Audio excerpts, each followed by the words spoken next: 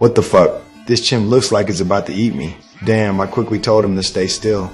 I'm not about to let it bite my ass. But he totally ignored me. Next thing, that chimp lost it, charging after the guy like a wild animal. The poor dude freaked out and hit the ground hard. Just as the chimp was about to strike, a huge albino gorilla suddenly appeared out of nowhere. He slammed that chimp back several feet, letting out a fierce roar that shook the air. George had that chimp completely under control. George wasn't just strong, he was a giant. The coolest part?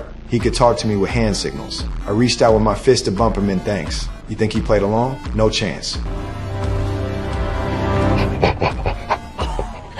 He just cracked everyone up with his silly antics. I asked him to try again. To my surprise, he did it once more. Come on, don't do that. Stop that. But that peaceful moment didn't last long. Far out in space, a research company was messing around with mutant genes. These genes could make animals grow hundreds. A woman was injecting genes. Suddenly, a mutant rat attacked, charging at her.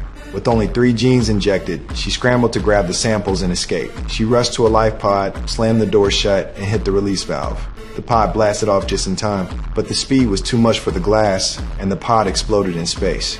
Those 3 mutant genes shot toward Earth. One landed right in the zoo. Curious, George touched it, accidentally releasing the gene inside. The second fell near a wolf pack, turning the wolves into monstrous creatures. The third dropped into the water, and a crocodile didn't hesitate to swallow it whole. That morning, I got the alert. I raced to the zoo.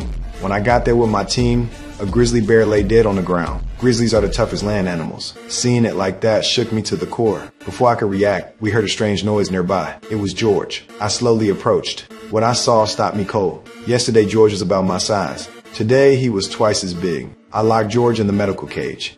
I felt helpless, completely lost. Then a woman showed up. She called herself a scientist, rambling nonstop about their research. When I asked what would happen to George, she shut down.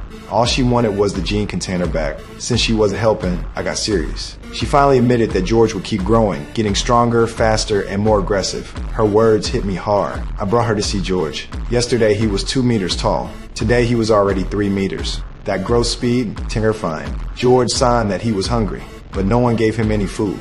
Growing this fast, how could he not be starving? Watching that made her more sure. George had absorbed the mutant genes. These genes combine the growth speed of a whale, the strength of a beetle, and the speed of a jaguar. We talked for a while, but George couldn't wait anymore. He suddenly snapped. I tried calming him down, but he wasn't listening. He ripped a huge chunk of rock from the ground, hurled it hard at the cage. George was full on rage, angry I hadn't fed him. The cage started to give way.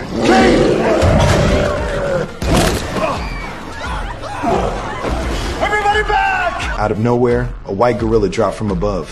His arrival scared the crowd,